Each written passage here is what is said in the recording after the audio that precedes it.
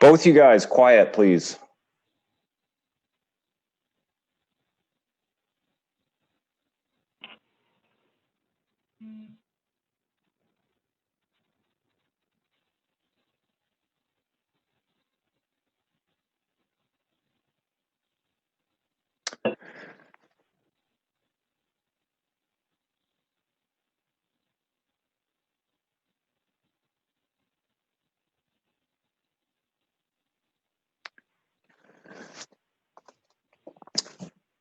Hey, good morning. I think we are ready to get started. Welcome to the State Water Resources Control Board Division of Drinking Water Hexavalent Chromium Costs Workshop.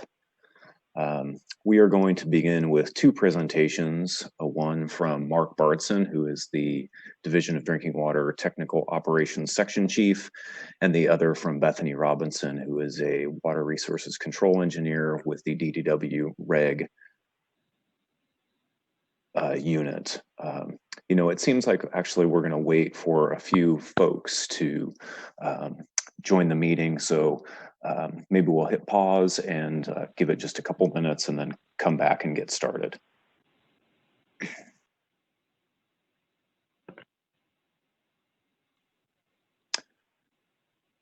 Again, for folks who are in the meeting, you are on the State Water Resources Control Board Hexavalent Chromium Costs Workshop. We are delaying just a couple minutes to let everybody get into the meeting.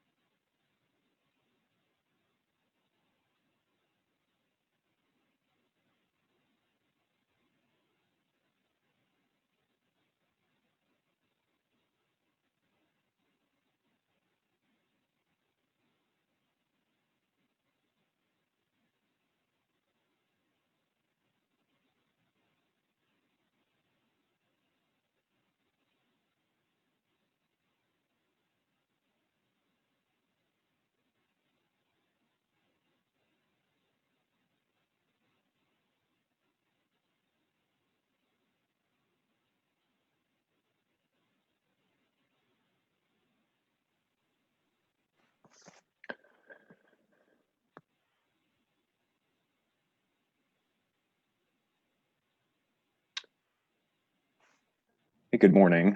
For those of you who are on the webinar, this is the State Water Resources Control Board Hexavalent Chromium Costs Workshop.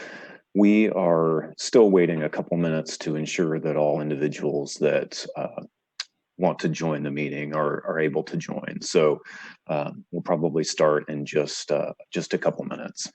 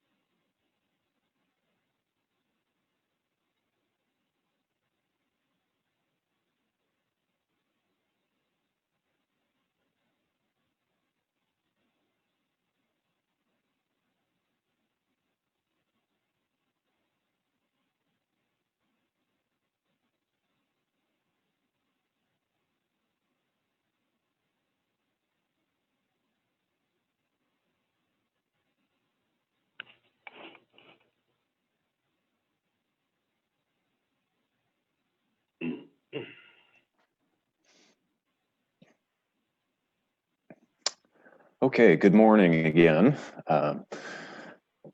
Welcome. This is the State Water Resources Control Board Division of Drinking Water Hexavalent Chromium Costs Workshop. So welcome and thank you everybody for participating this morning. We're going to begin with two presentations, one from Mark Bartson, who is the DDW Technical Operations Section Chief, and another from Bethany Robinson, who is a Water Resources Control Engineer working in the Reg Development Unit. After Mark and Bethany speak, we're going to have a break and then have a public comment period. A reminder that if you wish to make verbal comments, you need to email the Reg Development Unit, which is ddwregunit@waterboards.ca.gov. And you need to include your name, your affiliation, and the last three digits of your phone number if you're going to call in by phone. And you need to put Hexavalent Chromium costs in the email subject line. So with that, I'm going to hand it off to Mark Bartson. Thank you, Chad, and welcome everyone to our workshop here today. My name is Mark Barnson. I'm here in Sacramento. I'm the Chief of our Technical Operations section. Glad to be here. Thank you for joining us. Our presentation here today is aimed to provide background, the current schedule, and some fairly detailed information on the technical methodology we have in place and we've been using to develop the documents we've posted so far, which are preliminary documents. I will cover the background and current schedule. Bethany Robinson, a Water Resources and Control Engineer with the State Water Board, will provide a recap of the methodology behind the documents that we have already posted. Our contact information is on this slide. At the bottom of the page is a link to the Hexavalent Chromium Division of Drinking Water webpage. This presentation is being recorded and will be available for use later. The slides, the PowerPoint presentation is available upon request by email. Next slide.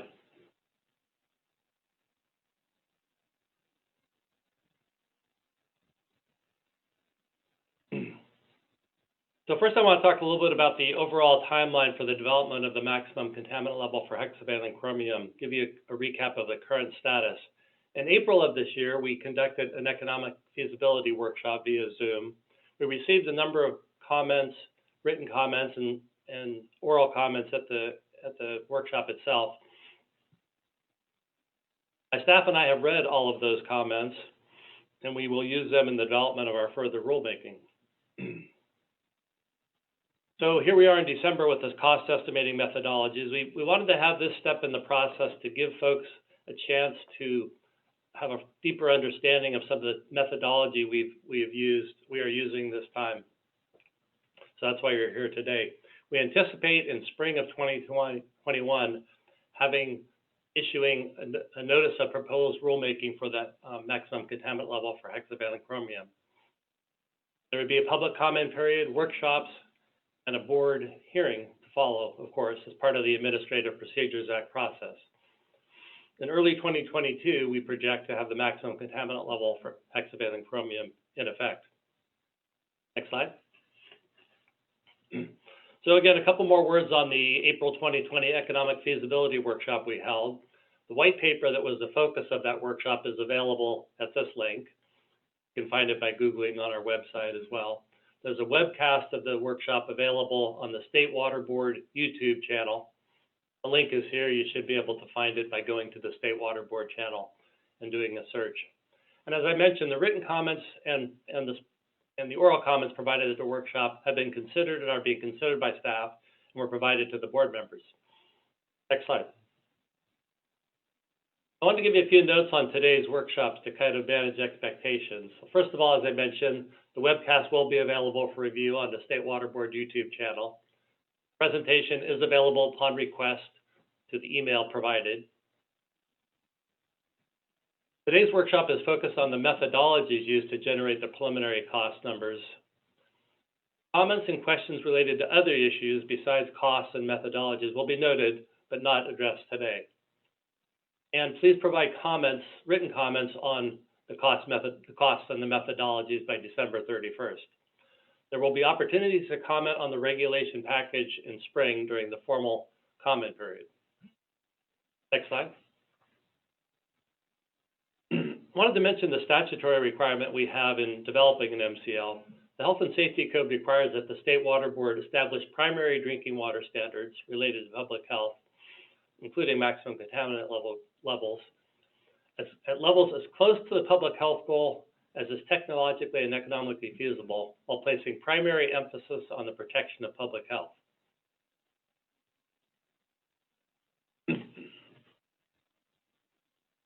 So what is hexavalent chromium? Chromium is a heavy metal that occurs throughout the environment. Hexavalent and trivalent chromium are the common forms of chromium in the environment. Trivalent chromium is a required nutrient with very low toxicity. It is also known as chromium-3. Hexavalent chromium is much more toxic and is known to cause cancer. It is also known as chromium-6. I want to just kind of give you a recap of the numbers, hexavalent chromium by the numbers. So there's a current maximum contaminant level for total chromium, which includes all forms of chromium, trivalent, hexavalent chromium. That is 50 micrograms per liter in California. The previous maximum contaminant level for hexavalent chromium was 10. From the public health goal report, we have what's called the health protective level for non-cancer effects from the public health goal report, set at a value of 2. The previous detection level for the purpose of reporting was 1. And in the previous MCL development, that established a lower limit for MCL evaluation. Cannot set an MCL at a number lower than what you can measure. And finally, the public health goal is set at a level of 0.02 based on cancer effects. And it's based on a 1 in a million theoretical lifetime cancer risk. A few more words about the public health goal. The public health goal considers synergistic effects from other chemicals and adverse health effects on sensitive subgroups, such as infants, children, pregnant women, and the elderly. And it also considers additive effects of exposure from other sources, food, air, and the environment in general. The public health goal does not consider economics or costs. Next slide.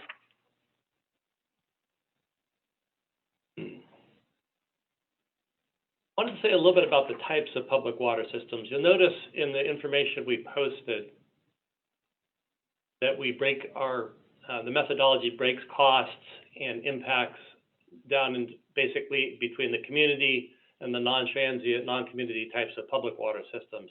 Broadly speaking, there's 3 types of public water systems: the community, the non-transient, and the non-community,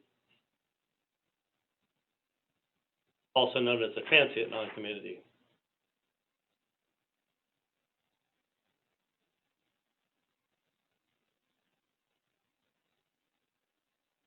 So the focus of this workshop today really is the documents we have posted on our website, the treatment costs in the green box outlined there, those several documents, 8 or 9 documents. Before we get into that, which Bethany will cover, I wanted to say just a little bit about the occurrence data. Next slide. So about 5 or 6 weeks ago, we posted the occurrence data on our website, and it looks pretty much like this. You'll notice in the green box we have the system. This is for community water systems, those that serve communities where people live, 25 or more people live there year-round, essentially. And we broke it down into system size categories. You'll see some of this later, so I wanted to give you kind of a sneak preview of what you'll be seeing in Bethany's slides. What we've done here is we have the water systems that serve fewer than 100 homes, 100 to 200, and so on in the far left-hand column. Then the number of water systems in that group, the number of sources in that group, and then a final piece of information on the average number of sources per system. One thing you'll notice here is that most small systems that serve fewer than 100 homes typically only have about one source, one well, typically, one source. So typically do not have the luxury of standby sources and additional sources. So that's a pretty important takeaway from this. Next slide. I want to dive into this just a little bit deeper right now, just to highlight the number of small water systems and what a large portion of the community water system population they form. Turns out from community water systems, 50% of the systems serve fewer than 100 connections, 1,271 of 2,545 of the data set we're looking at here.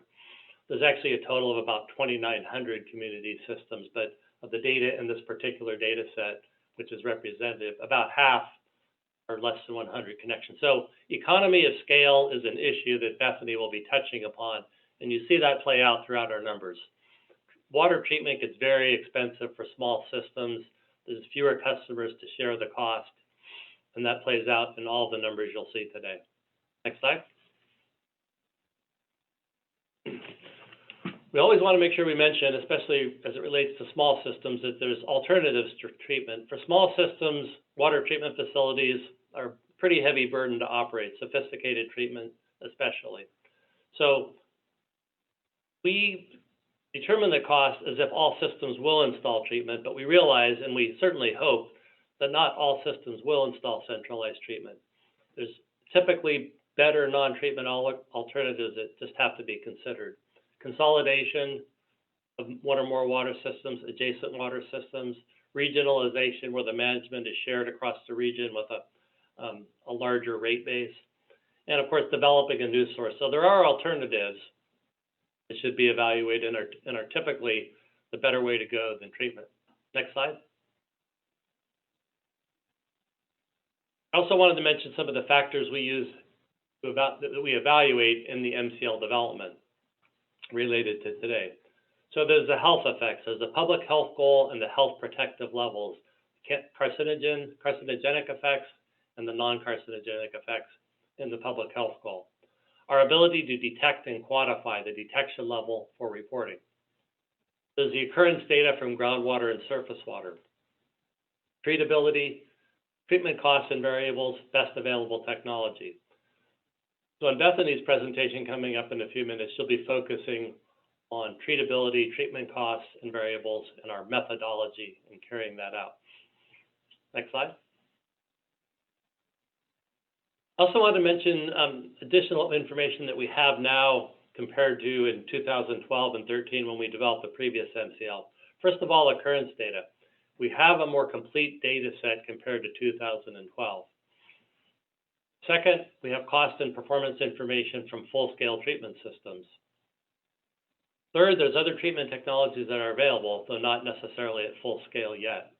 Public water systems may propose to use technologies other than best available technologies. The full-scale use of these alternative technologies is reviewed via our permit process. And finally, there's point of use, point of entry regulations that have been adopted for smaller systems. Systems with fewer than 200 service connections, they consider these for compliance if centralized treatment is not immediately economically feasible. Next slide. And again, just kind of a recap of notes on today's workshop before I turn it over to Bethany. The webcast will be available.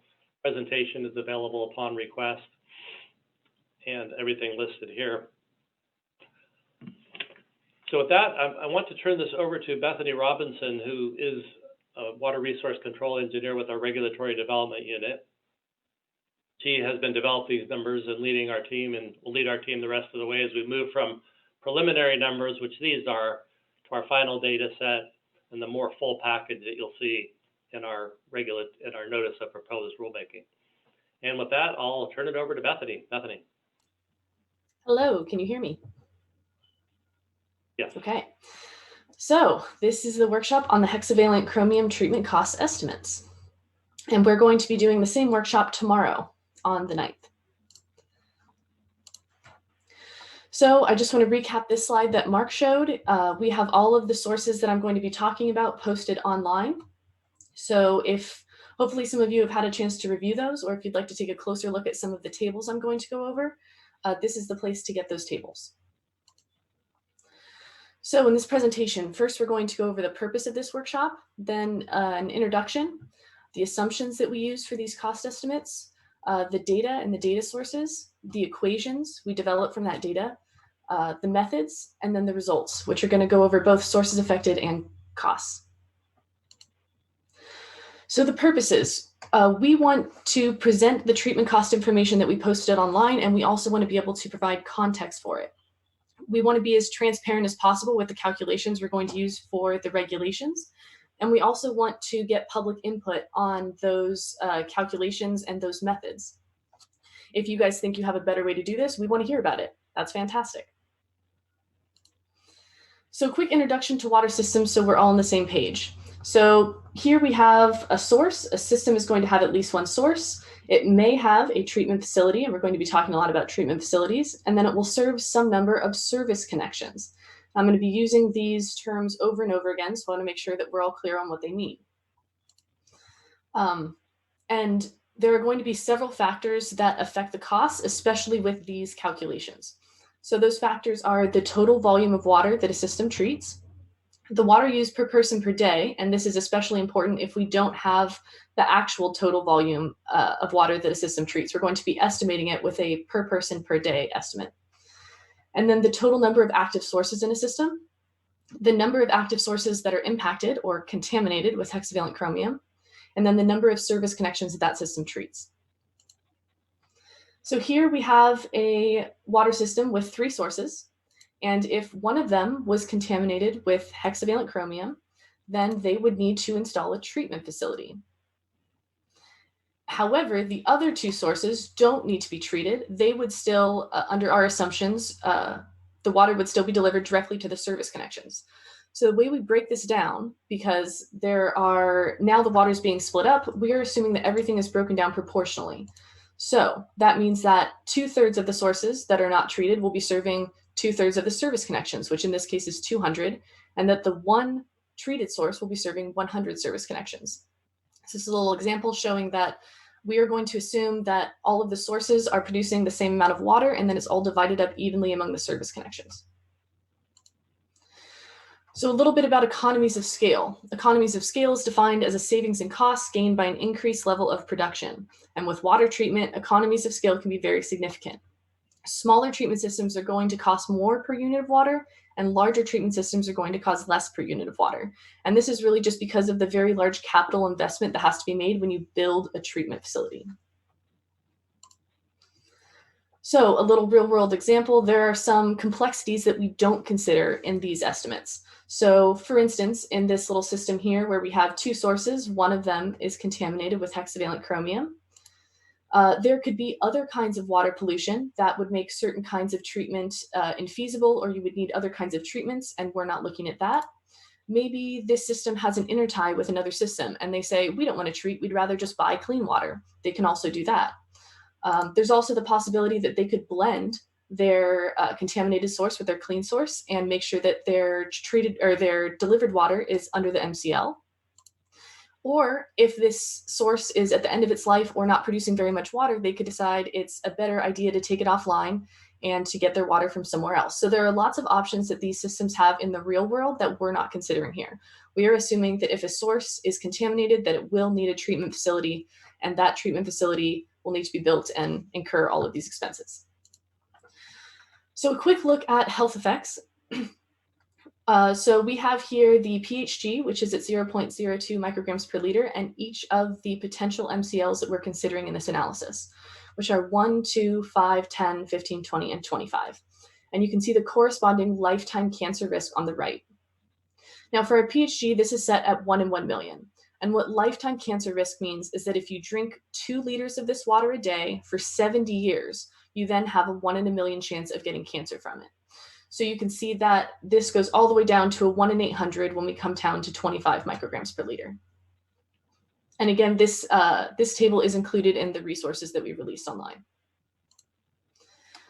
So now we're going to go into assumptions. First, I'm going to touch on some general assumptions. We're going to look at the data-specific assumptions that we made based on the data that we used for these estimates, and then look at the treatment types that we considered. General assumptions. First, peaking factor. We use a peaking factor to determine the maximum amount of water that will be needed to treat at once, essentially the maximum day demand. We can't just assume that a treatment system is treating the same amount of water every single day of the year, because there will be days of high demand and low demand. So we use a peaking factor to try to figure out the most amount of water we will need to treat at one time. And we use the peaking factor in our regulations. That's going to be 1.5 times 2.25, which equals 3.375. So all of the water volumes we have, we will be multiplying by this peaking factor. We also look at the average of all findings of a source. And then if that is above an MCL, then that source will require treatment.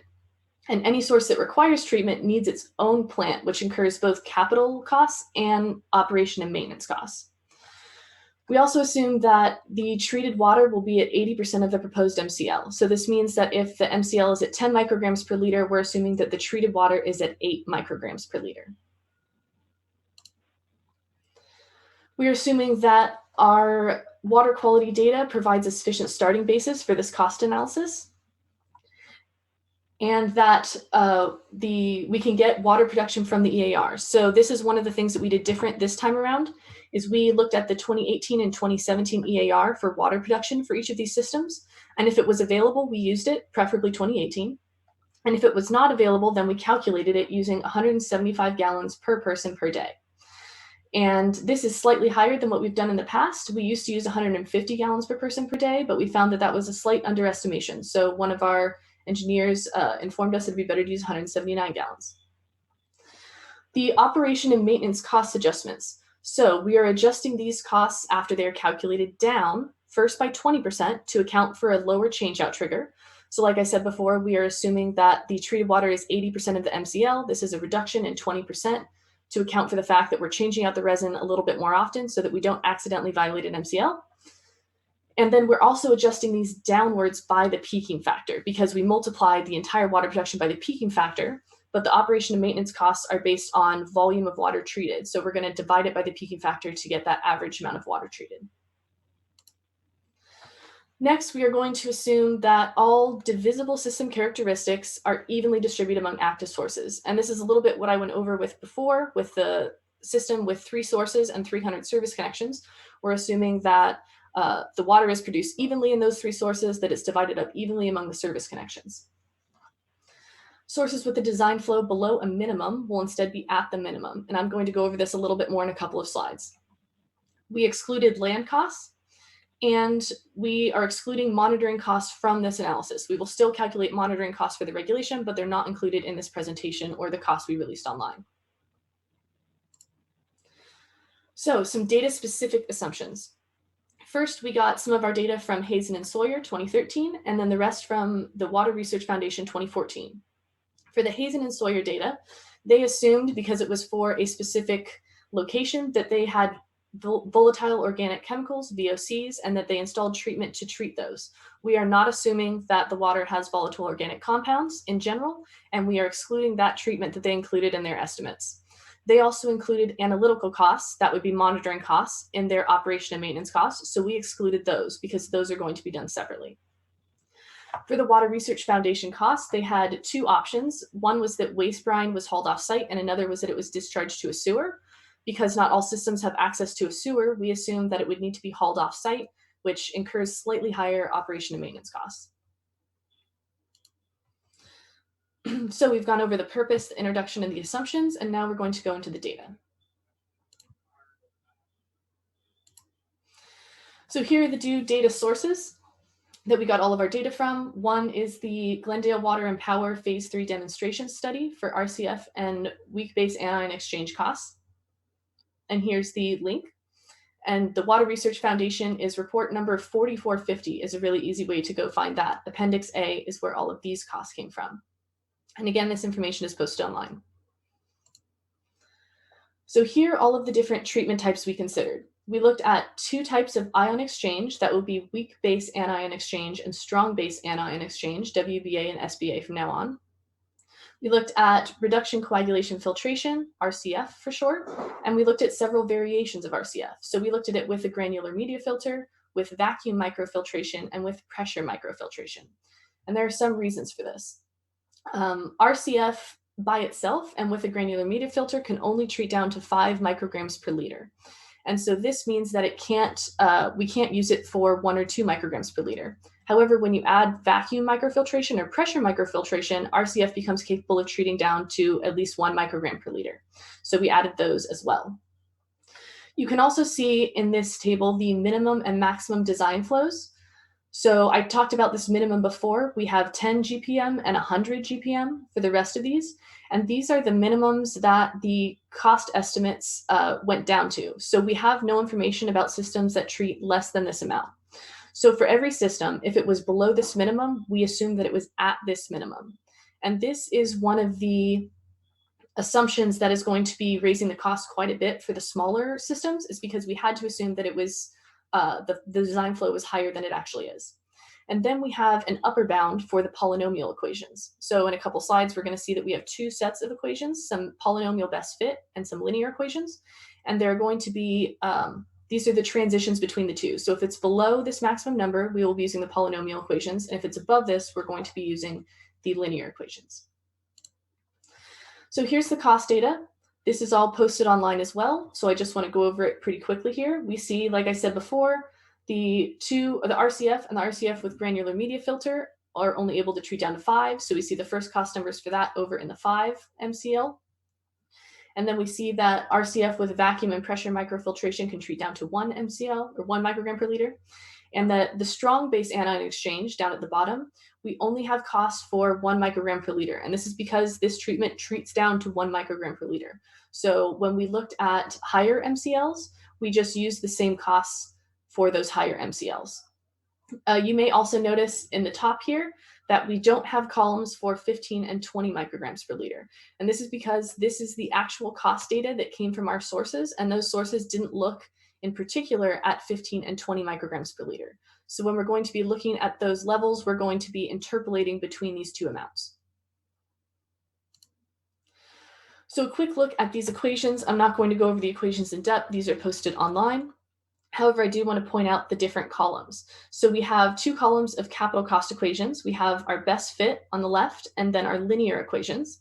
And then we have the same for the operation and maintenance cost equations. We have first the best fit, and then the linear. So we're going to be using the best fit when the design flow is between the minimum and maximum on the table I showed you before. And then if it's above the maximum, we're going to be using the linear equations. On to methodology. So our first step was to get all of the data for hexavalent chromium treatment costs from Hazen and Sawyer and the Water Research Foundation.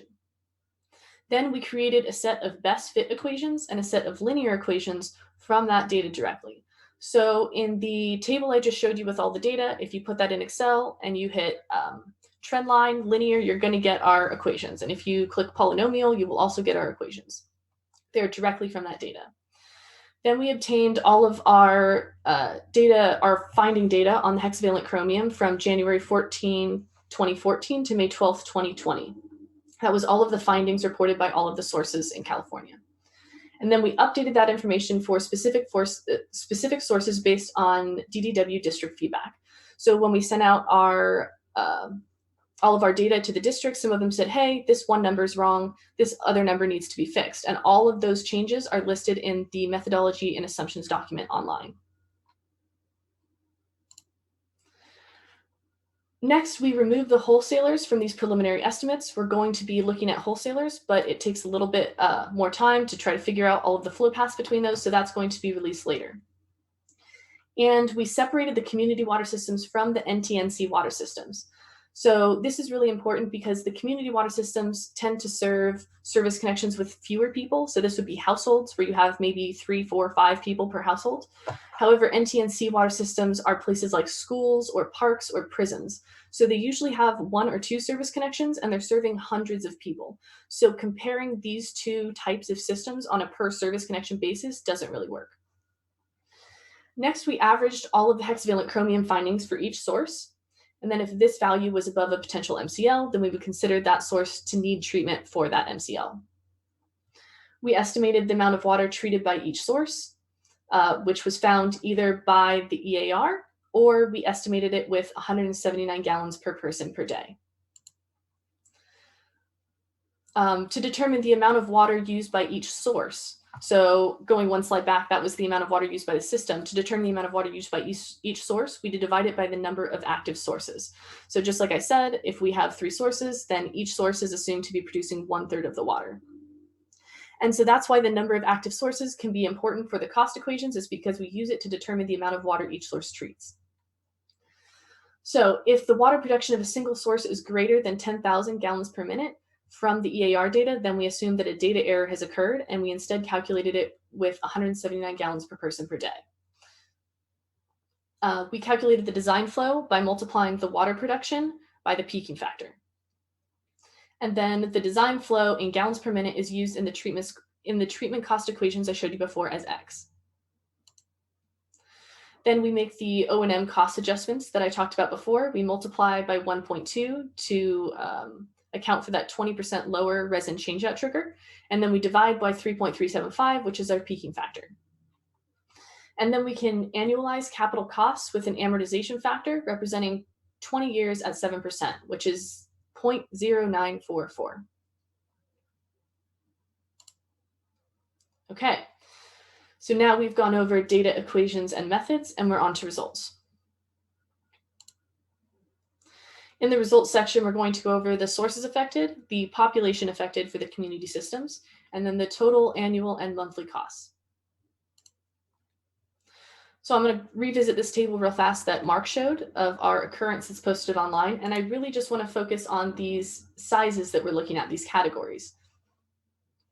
So in particular, one of the big changes from last time is we divided the less than 200 service connection group into two different groups, a less than 100 and 100 to 200. And as Mark mentioned before, this less than 100 group is over 1,200 systems. And these are the smallest systems. So we wanted to break these apart from the rest of our analysis so that we could look at them closer in their own category. So this table was posted online. It has a lot of information over it, but I'm going to zoom in real fast on the sources treated. So just looking at the sources, you can see the graph on the right is also the number of sources treated. It's the exact same data I'm showing you in the table, except that it's color-coded.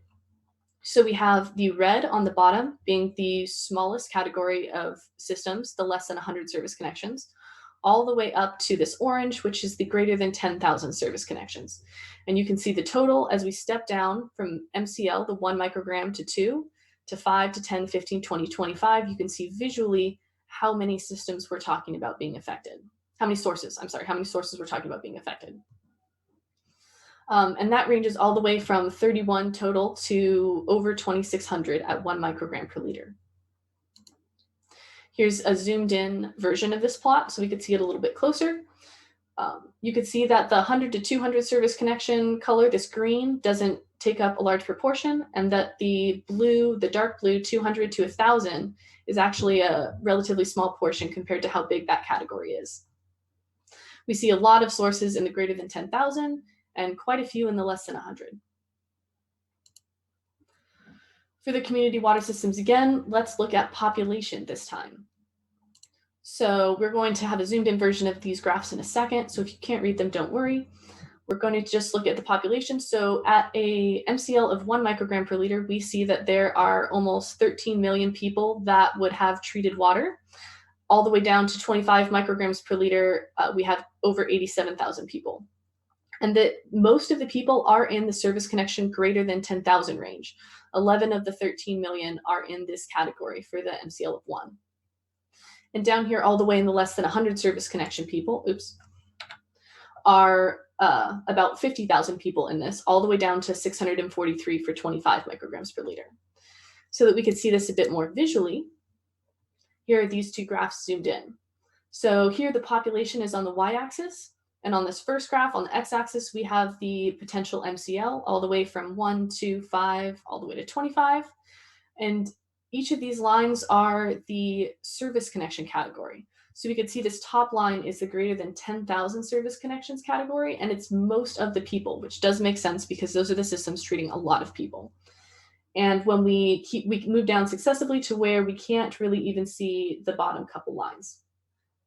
And then over here on the right, we have the population again on the y-axis, and on the x-axis is the average number of service connections in the category. So we just wanted to show this in a slightly different form, but it's the same data. And each of the lines this time is one of the MCLs. So we see that for an MCL of 1 microgram per liter, this top green line, most of the people are again in this greater than 10,000 service connection category. And there are many fewer people when we're looking at the between 1 and 10,000 service connection category. And for lower MCLs, this continues to drop on the right. Taking a quick look at NTNC water systems. So the first thing I want to point out on this slide is we are not dividing them up by service connection anymore. We're dividing them up by population. So at the top, we have a population less than 25. This is all blank, as it should be. We don't regulate anyone serving less than 25 people. And then we have a category from 25 to 100, 100 to 200, 200 to 400, and greater than 400. We can see that as we move down with larger MCL, that some of these categories don't even have systems in it. And that when we're looking at 25 micrograms per liter, these categories that do have systems in it have between 1 and 4 systems. So when we're going to be looking at the average monthly costs per person for NTNC water systems, note that in the larger MCLs, they really won't be average costs. They're just going to be showing you costs for a particular or several particular systems, which are going to make the costs jump around a little bit. Looking at the right at the number of sources treated, we see the same progression we did with the community systems. all the way down from 8 sources being treated here to 534, and that there are a large proportion of those in the smallest category that we're looking at. So the green here represents the smallest category, all the way up to the orange, which is the larger category. Here's a zoomed in version of this. So you can also see that the total number of sources treated drops quite a bit between 2 and 5, 5 and 10. And this plot is also posted online if you all would like to look at it further. Moving on to some graphical results for the community systems. These are first the total capital cost on the left, and then the annual operation and maintenance cost here in the middle, and they're all color coded. So we see that purple is the lowest. That's the strong base anion exchange. Purple is also the lowest for the operation and maintenance costs. And that RCF looks like it's the highest for most of these. But most of them are in a very tight range except for SBA. We see a similar pattern over here where RCF looks like the highest and SBA is the lowest. We do see the RCF with GMF tends to be slightly lower than a lot of the group, but again, we see this bunching all in the same area with costs. To the right, we have the total annual cost. That's going to be both capital and operation and maintenance costs as a total, so that you can see what all of the totals look like, and it's broken down by service connection. So we see these red costs are the less than 100 service connections. And remember that assumption where we assume that if a source was producing less than the minimum, we would assume it's at the minimum. This is contributing a lot to these very small system costs, because if, for instance, for WBA, if they were only producing 1 gallon per minute, we're assuming 10. And if it's a different treatment, we're assuming 100 gallons per minute. So it's quite a big difference. And then we have, so which is probably why a lot of these costs are going to the red category down here. And then we have a lot of light blue and orange over here. Again, this is posted online. Here we're going into the monthly cost per service connection for the community systems. So this is a lot of numbers, so I'll walk through it slowly. First off, if we look at the right, the totals, we see, and I've only picked 3 of the treatment systems per category. I've picked the lowest RCF in each category to show you. So we have that for an MCL of 1 microgram per liter, these costs range between $28 and $66, all the way up to between $17 and $35. So they do drop on average from 1 to 20. However, when we're looking at, for instance, the less than 100 service connection category, these costs are quite a bit higher than the average. They're anywhere between $476 and $654 per month per service connection. And this doesn't change much when we're looking at 20 micrograms per liter. And this is just a factor of the systems that were in that category. On average, it's not higher, but for the smaller systems, it happens to be higher here. All of these numbers are posted online. Moving into the NTNC systems. So we have the same plots I showed you before, except for now we're looking at NTNC systems, the total capital costs. Here we see the same trend before with SBA being lowest. However, we also see that WBA is second lowest, which we weren't quite seeing before. And that the RCF treatments are pretty much grouped around up here. And then we see that the weak-base anion exchange is actually the cheapest O&M cost over here on the right, followed by SBA, and then the group of RCF costs, with regular RCF being the highest. And this total annual cost over here with the combined capital costs and O&M expenses show that most of the costs are going to the 25 to 100 population group, which is similar to what we saw before with the smallest service connection group. Here are the monthly costs per person for NTNC systems. Over on the right, we have between $56 and $83 per person per month, all the way down to $88 to $161 per person per month. So these, you would expect that they would decrease as we got to higher MCLs, and usually they do. This is what I was talking about before with very few systems being in here, is those systems just happen to be more expensive on a per person basis, which is why those costs are going up. And we see that the same trend before, with the smaller the system, the higher the cost, which is that economies of scale and that assumption I was talking about before. So we've gone through the purpose, introduction, the assumptions, data equations, methods, and results. So next steps for us is we're going to review the workshop comments that we receive here. Then we're going to estimate the wholesaler costs. And we are also going to estimate some POU, POE costs for systems serving fewer than 200 service connections so that we have a different option for costs for those small systems. Thank you all for listening.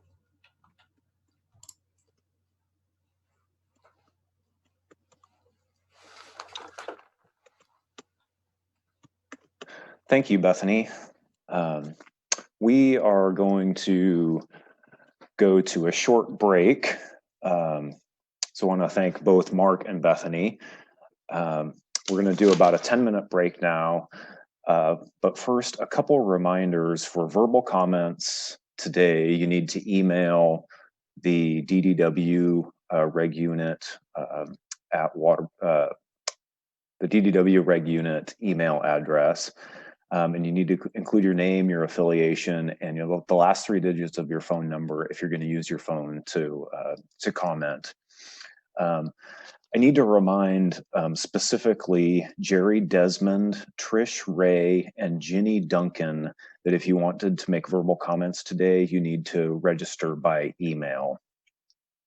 And then maybe a final reminder is that the comments today are going to be focused on costs for hexavalent chromium. And with that, let's take a, I guess, 12-minute break and get back together at 10:35. At 10:35. So thanks again, and we'll see you at 10:35.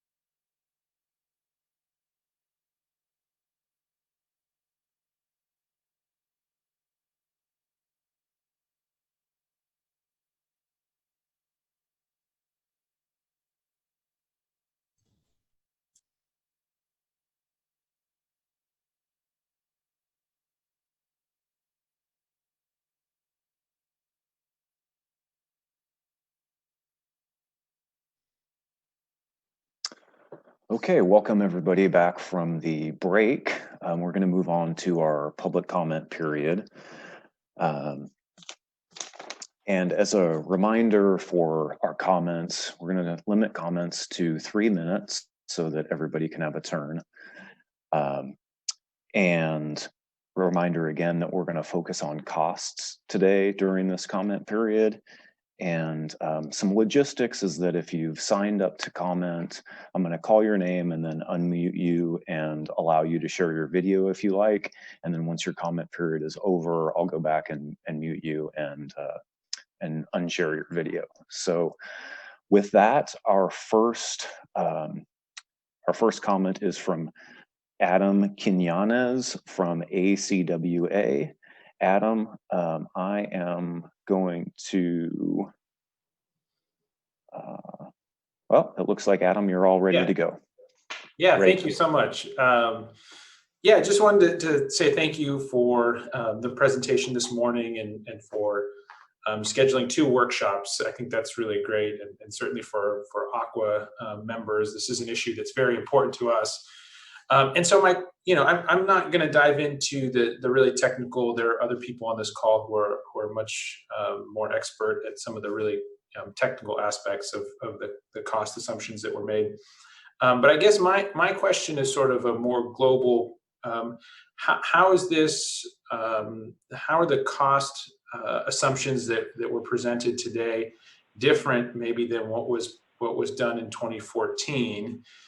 And how is sort of the economic feasibility side being considered differently from what was proposed in 2014 and ultimately adopted?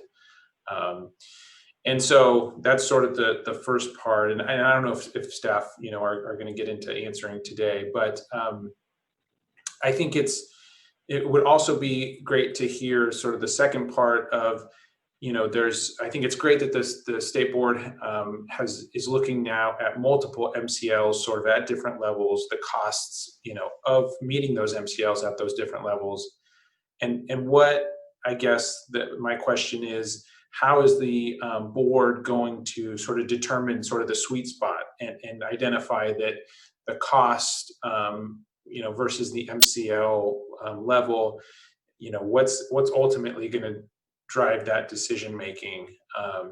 Because I think for water systems, it's great to see the multiple MCLs being considered, the different levels and the costs associated, but ultimately how that decision is going to be made as to what is the appropriate level is where Aqua members and other water systems are probably interested in hearing more about how the board is going to make that determination. So thank you again for your time and certainly I think the consideration that staff are giving to this issue. I know there's a ton of work that has gone into this, so I really appreciate it and hoping to continue this dialogue. Thank you.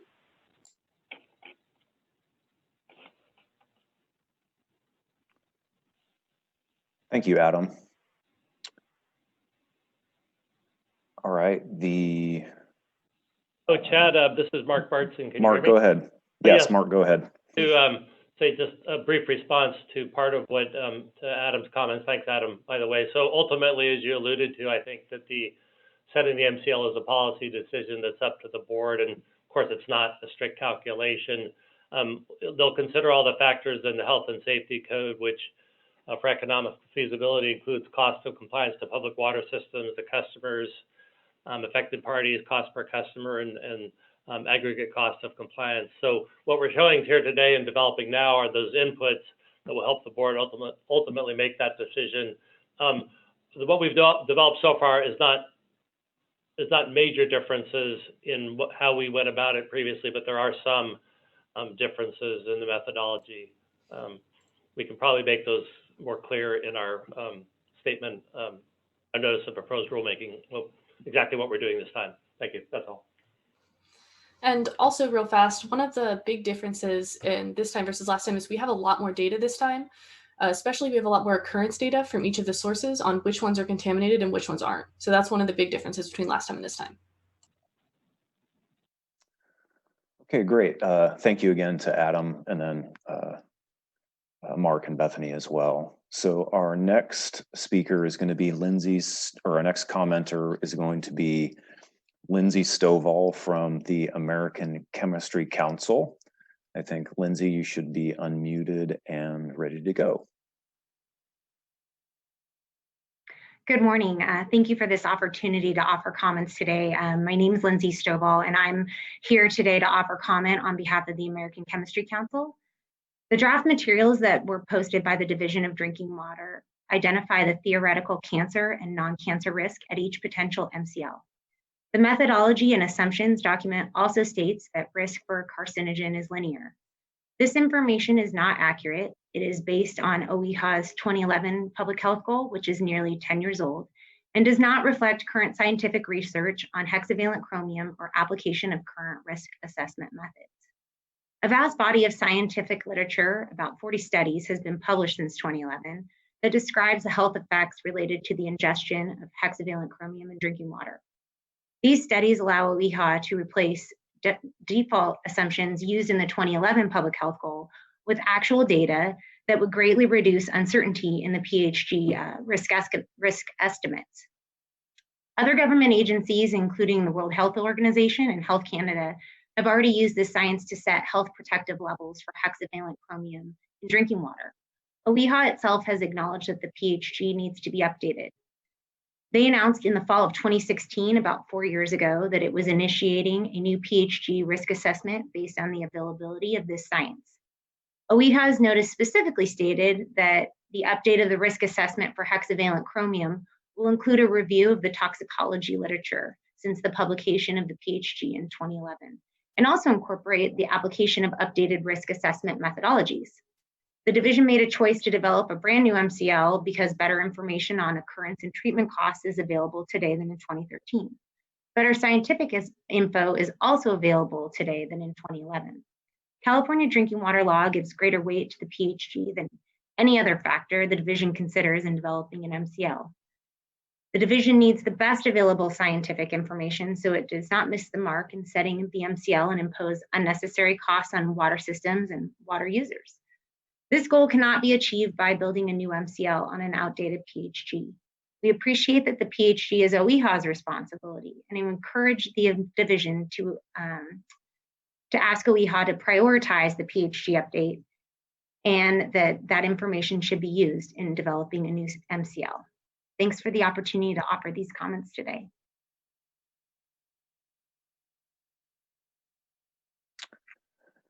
Thank you, Lindsay. Yeah, thank you for your thoughtful comments. Our next comments will be provided by Lance Hastings from CMTA.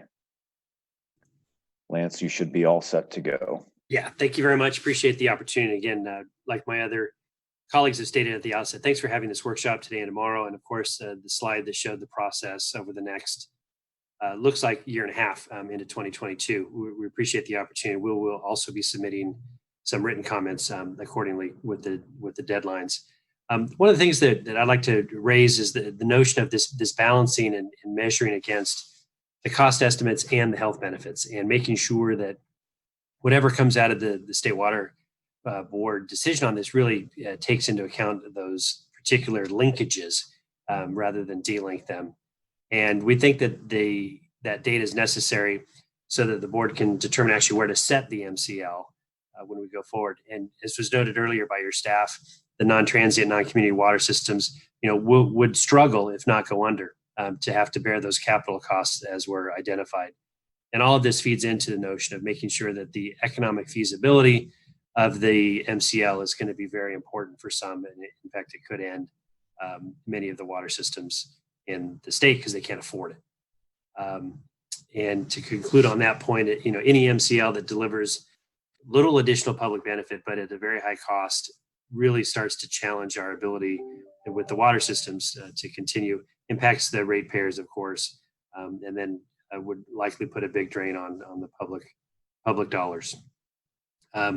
We also remain concerned about the lack of clearly articulated policy or methodology for evaluating the economic feasibility. Again, this is a recurring theme with our approach. You did release that 2020 white paper.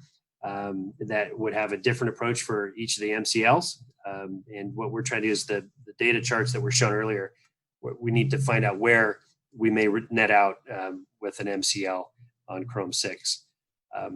What we'd like to do is ask the board to go, quote, back to the future and using the 617, SB 617 guidelines to calculate the costs and benefits for each alternative MCL along that spectrum and to compare those incremental costs with the benefits. Historically, this is what the division has done. And for previous MCLs, the division calculated those costs and benefits and the incremental costs and benefits for each alternative MCL, which would help us a great deal. It's been 7 months since the close of the comment period on the draft white paper, and admittedly, you're in the middle of the pandemic, and that affects the timing for a lot of things. But what we'd like to do is ask the board to adopt a process and calculate the costs and benefits and the incremental costs and benefits for each of the alternative MCLs for Chrome 6. And then that will help all of us actually recognize that things are economically feasible and compliant with the state Safe Drinking Water Act. So with that, let you know, we'll follow up with written comments later, but do appreciate the opportunity to chime in this perhaps unconventional mechanism of joining remotely and through video and audio, but appreciate the opportunity to testify. Thanks. Great, thank you, Lance. Thank you for your comments. Echo the interesting format, interesting times. So thanks again, Lance. And our next comments will be given by Miss Valerie Nera from the California Chamber of Commerce. Valerie, you should be ready to.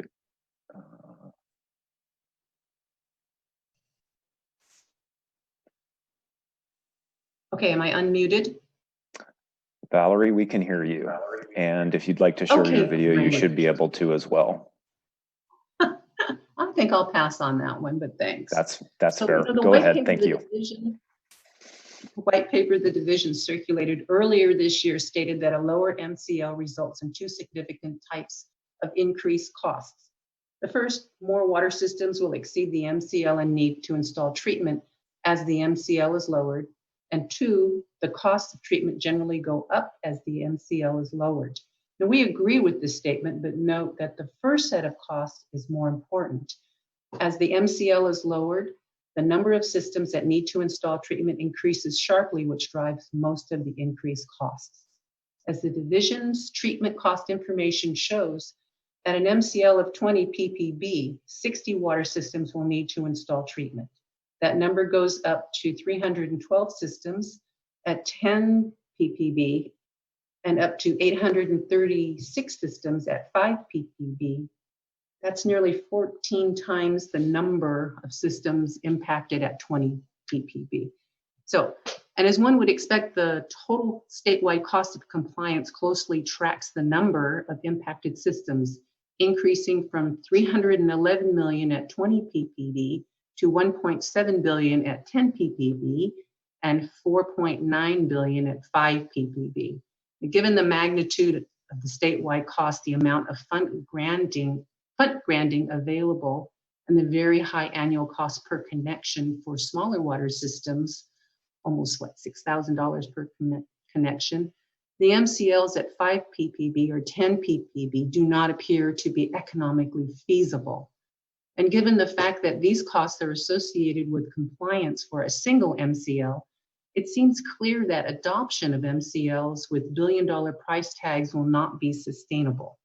It's important to keep in mind that new MCLs are expected for additional contaminants, and because these contaminants can be really hard to treat, they are likely to result in very high costs for affected systems.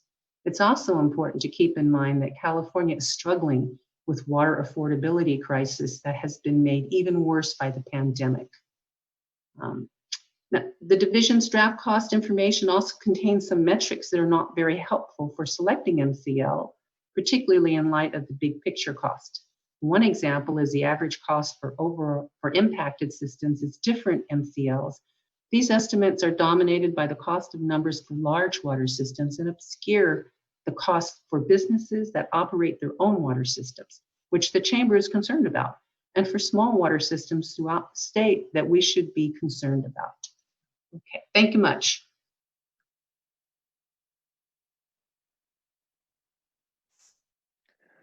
Thank you, Valerie. Thank you for your comments. Our next speaker is going to be Chad Seidel from Corona Environmental. And then Chad, you should be able to go ahead and provide your comments now. Great. Thanks, Chad. Thanks also to Mark and Bethany for sharing the information that you did. I certainly appreciate the opportunity to address the subject of potential chromium-6 maximum contaminant levels, the treatment technologies and costs. Glad to continue the dialogue started, having previously responded to the economic feasibility white paper. Want to keep that going because we share the importance of protecting public health while considering the technical and economic feasibility, and certainly believe that given the degree of questions and information available beyond what's been presented to date so far, it's going to be warranted to continue the dialogue between the board and the public during this current comment period and what comes with what was proposed in the schedule.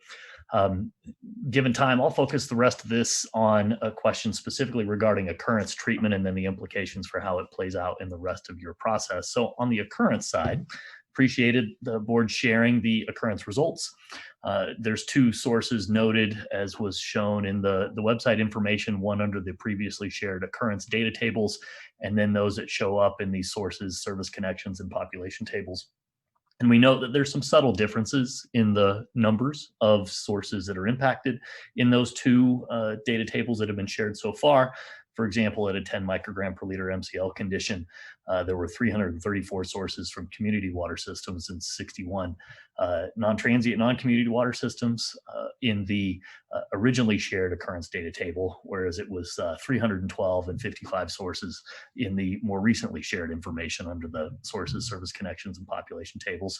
And we would certainly ask and request if the board can provide how these analyses differ and share the corresponding data that underlies it by system and source for transparency. I want to make sure we get those things covered as it plays out in the remainder of the cost information.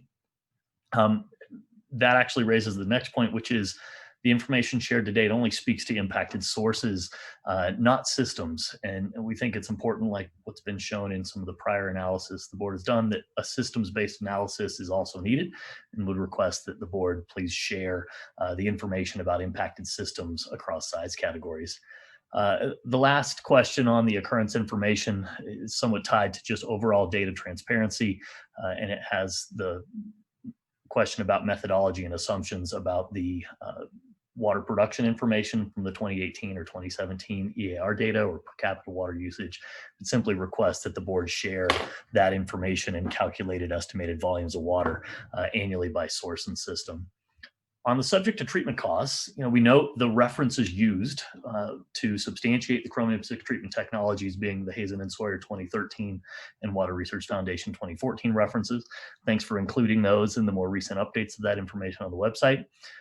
Noted that Mark Bartson described the fact that there's new information from utility experiences that installed treatment to comply with the prior MCL. Yet these two references were developed and published prior to that. And so we wanted to understand if the board did, or if you will, consider more recent references comprised of water utility experiences that have installed or operated full-scale Chrom-6 treatment systems, or pilot or demonstration scale testing that would further inform the technical feasibility and economic aspects of those things. One specific nuance there is the information shared to date shows the board estimated treatment costs for small systems with flows of between 10 and 100 gallons per minute with just the weak-base anion exchange resin as described in the Hazen and Sawyer 2013 reference. And this is effectively the same information used in the prior MCL, and would ask if the board can describe how this reference substantiates that treatment technology as technologically and economically feasible, particularly for those small system sizes. Last, with respect to the treatment technology information, we'd ask if the board can share the best fit treatment cost equations methodology in a bit more detail to describe how those reference materials were translated into those equations. We believe we've seen how that's been done, but it's not completely clear to try to reproduce it. And Would ask also if the references from 2013 and 14 being the case, has the board adjusted those costs to present day dollars? Last is the having seen the board develop treatment costs for several different treatments technologies for chromium-6 removal with varied costs and showing the range of those, would ask if the board can share how they intend to use these costs in upcoming analysis, whether that be as a range or specific technologies. Want to make sure I'm sensitive to time here. There's two other key points. One is with respect to the statewide costs. We note one of the differences between the prior 2013 MCL initial statement of reasons and this new information is the inclusion of a smaller system size category representing those serving between 100 and 200 service connections, as well as now less than 100 rather than the prior analysis showing just the small service, fewer than 200 service connections. And we just ask if the board can share why the service connection category have been broken up in this way, and will these smaller system size categories still be utilized in this way in the upcoming economic feasibility analysis? So I think the last point is just noting the similarity of the cost information from this new information as what was presented in the prior MCL, asking questions about the concerns about the economic feasibility for small water systems and their users, and asking how these newly provided costs are going to address those questions in that regard. So with that, I'll wrap up. Appreciate the time to make comment. Look forward to continued dialogue back and forth, and certainly want to support the board's initiatives to address public health concerns. So thank you for your time. Great. Thank you, Chad. All right. Our next commenter is going to be Steve Bigley from Coachella Valley Water District. And just as a heads up, the next commenter after that will be Susan Allen from the California Association of Mutual Water Companies. And with that, I think, Steve, you should be ready to comment. Great. Thanks, Chad. Can you hear me? Great. Good morning. Coachella Valley Water District had the largest number of water agency wells in the state impacted by the 2014 Chromium-6 MCL and remains very interested in development of the new MCL. Chrom-6 occurs naturally in the Coachella Valley sediments and in most of our groundwater produced from CVWD's 97 wells serving both large and small water systems.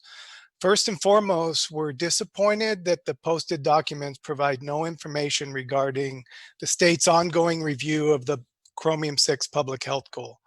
This process needs to be completed to ensure the PHG used for the Chrom-6 MCL development is based on the best available information. The existing PHG is found in the table titled Health Effects, but it's unclear what health effects information is being provided, considering the table primarily lists monthly cost estimates for different categories of water systems. Even with 18 years of experience evaluating Chrom-6 treatment technologies, we were unable to properly evaluate the cost estimates provided in the tables, considering no definitions or descriptions for the selected technologies were provided. For example, it's easy to assume SBA refers to strong base anion exchange, but we're unable to determine if this is single pass or regenerated SBA, whether resin is regenerated on-site or off-site, what empty bed contact times were used, how waste brine was treated, if at all, and was pH adjustment included. In addition to these descriptions, it would have been informative to include in your methodology and assumptions the decisions used regarding the management and disposal of treatment waste residuals and the amount of time water systems have to comply with the MCL. As mentioned in our prior comments related to DDW's white paper on Chromium-6 MCL economic feasibility, we found these decisions are significant cost drivers and in some cases significant constraints for the technologies you've selected. We are unable to determine if the cost estimates include any adjustment for the variable site conditions at well sites. Many impacted wells contain co-occurring contaminants, including sulfate and uranium, which drive treatment cost estimates for some of the selected technologies.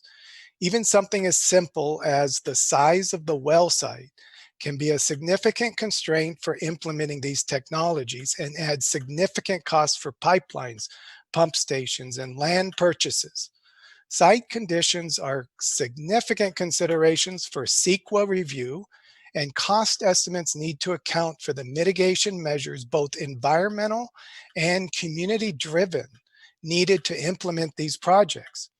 It appears DDWA makes the assumption that treatment will occur on-site at each source, which may mean these cost estimates lack the adjustments that could be used to account for the increased costs associated with variable site conditions.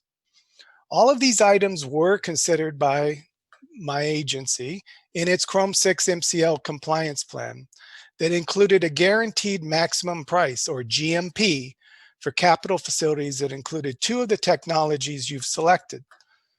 Comparing our GMP to costs calculated using your treatment equations, we found the GMP using 2020 dollars was about 80% higher than the cost calculated using your equation to implement WBA for one of CVWD's water systems to meet a 10 microgram per liter chromium 6 MCL. We suspect that this cost difference is the result of assumptions that do not account for site conditions, including the presence of co-occurring contaminants.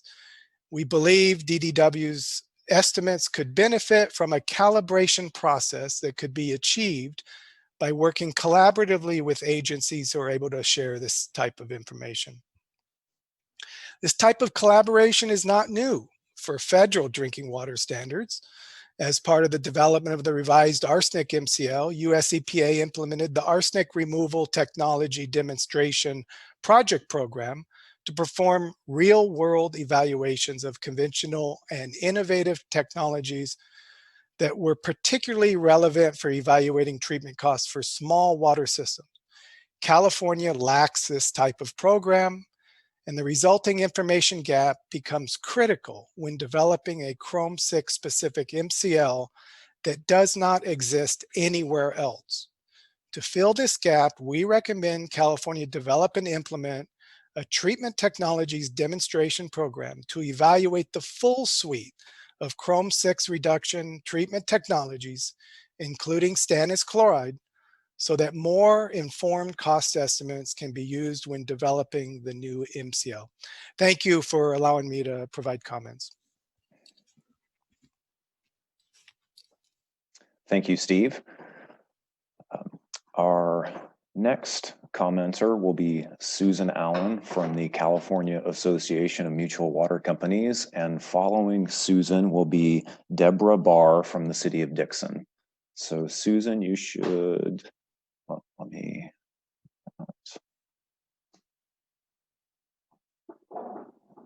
okay, thank you. Great, Susan, we can hear you, thank you. Okay, great. Okay, thank you for the opportunity to speak today about the State Water Board's cost estimates for treatment of a future Chromium 6 MCL. CalMutual does have a number of concerns and recommendations that we'd like to share. As several of our colleagues have already mentioned, we believe that the evaluation of technological options and costs is premature because the science behind the proposed new MCL has not been updated, and a new public health goal is needed that's consistent with current science that has been considered in places like Canada. The linear no threshold method is inappropriate because it's extrapolated from high concentrations of Chrome 6 and inconsistent with Chrome 6 as found in the environment. We would prefer that cost estimates for treatments be calculated on the basis of economic feasibility, especially for smaller water systems and those serving communities with limited incomes. This is important to small systems because the State Water Board doesn't comply with the court order that invalidated the last standard. It would create uncertainty, potentially waste money without a benefit to public health. We understand that the State Board is considering economic analysis instead of feasibility as a framework for moving forward, and we don't think that this complies with the 2017 Superior Court order that invalidated the previous MCL. We don't also think that it considers the impacts on small and disadvantaged water communities, and that the court specifically want to remind you that the court specifically mandated that we address economic feasibility. In assessing economic feasibility of treatment for Chrome 6 and other future regulated contaminants, we request that the implementation of standards begin with larger systems first, as a way of creating economies of scales that can reduce the costs for modular treatment and could help small systems. We, like our colleagues, think that we need to go back to Senate Bill 617 and reaffirm the goal of the legislature to establish requirements that led to the adoption of an economically efficient and cost-effective regulation. As you think about costs, we know that the State Water Board has said that there are abundant grants and resources available to small and disadvantaged systems to comply. And unfortunately, we really have not found this to be true. We have systems that have applied for grants as long as 10 to 15 years ago that still haven't seen any money.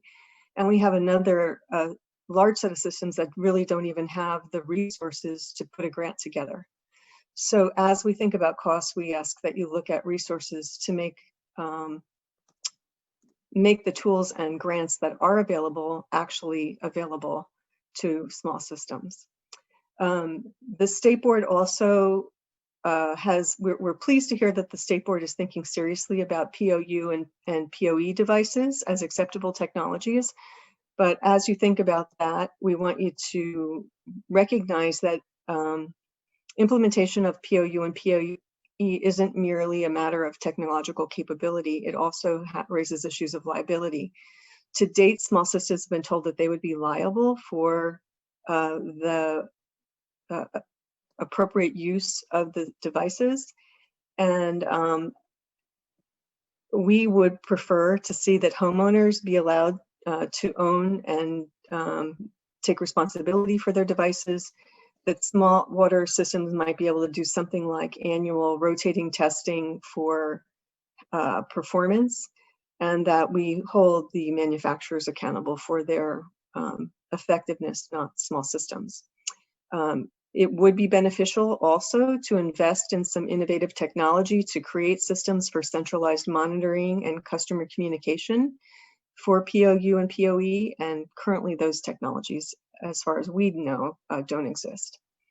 The state law already has some similar arrangements between water systems and schools for testing of lead levels that may have on-site specific causes and would be a model that we could follow in POU and POE.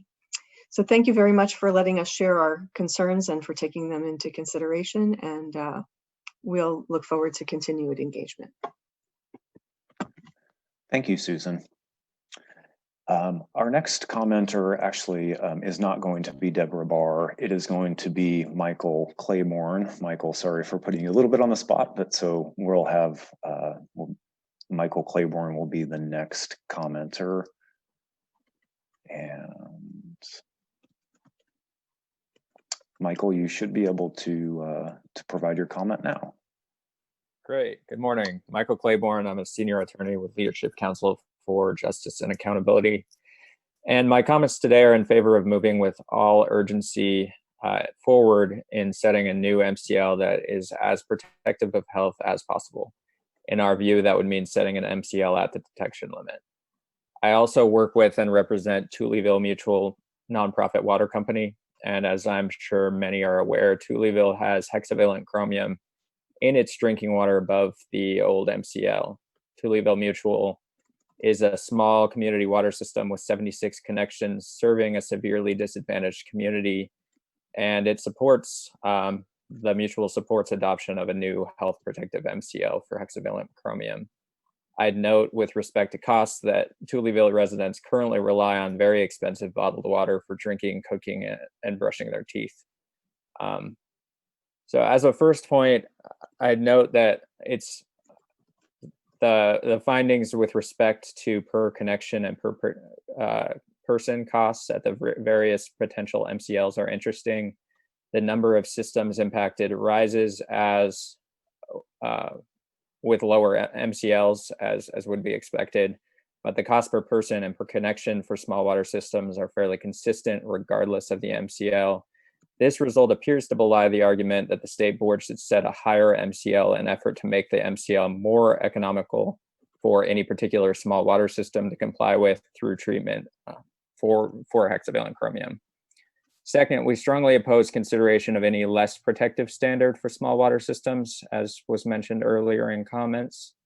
And I also have 4 questions that I hope can be answered either at this workshop or after. First, happy to see that staff plans to look at point of use, point of entry options for small water systems, and would like to ask for more clarity around the analysis and relevant timeline regarding point of use, point of entry. Second, I also appreciated hearing that staff are looking at other options besides treatment, including switching to new sources, drilling new wells, and consolidation, and would like to ask how these options are going to factor into cost estimates. As an example, the clear solution in Tullyville to hexavalent chromium is consolidation with the city of Exeter. It's highly unlikely, in my view, that treatment of hexavalent chromium in Tullyville would be the best compliance option. Third question, does the state board plan to evaluate treatment costs utilizing stannous chloride? And then finally, a fourth question is how the state board plans to consider the impact of the Safe and Affordable Drinking Water Fund on economic feasibility. And I'd note that the fund was established for the specific purpose of assisting small water systems with operations and maintenance costs associated with treatment. So to close, I'd again say that we ask the state board to continue to move forward with all urgency to set a health protective MCL at the detection limit. And thank you for the ability to make comment today. Thank you, Michael. So Michael was our last registered comment. So what we're going to do is we're going to take a short break until 11:20 to allow folks a little bit of time that if they wanted to make a comment to go ahead and register. And then at 11:20, we'll come back, and if we do have additional registered comments, we will hear them then. And if we don't, then we will we'll close the meeting. So with that, again, if you would like to make a comment, you need to register via email in the next 7 minutes, and we'll come back at 11:20. Maybe this is a good time for a reminder of tomorrow. We're going to have the same workshop again and another opportunity to provide comment, and that is at 1:30 p.m. Okay, so with that, we will take a short break until 11:20 a.m. Thanks.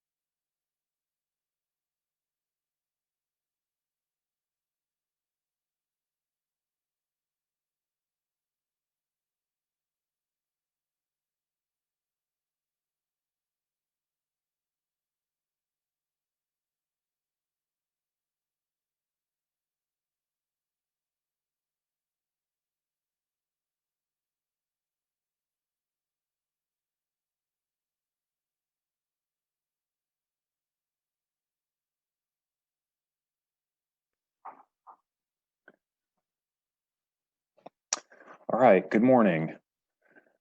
It's 11:20 and we have not received any additional comments. So at this time, we are going to thank everybody for their participation and close this meeting.